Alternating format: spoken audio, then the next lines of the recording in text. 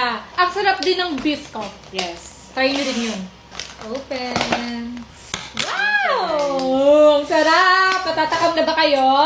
Lagi talaga kaming na-order dito sa Hava Java pag nagka-crave kami. Hindi na kami nagawa.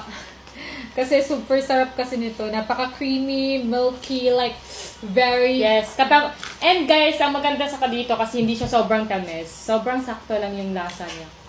Kaya hindi ka mauuman. Sarap.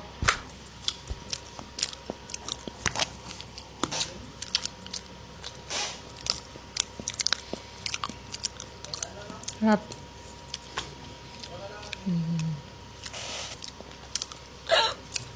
Gabi, hindi talaga siya nakakaumay, no?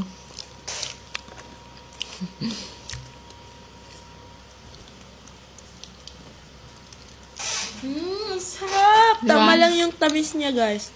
Di ba? Saka yung mangga. Sarap siya, guys. The best. Order na din kayo.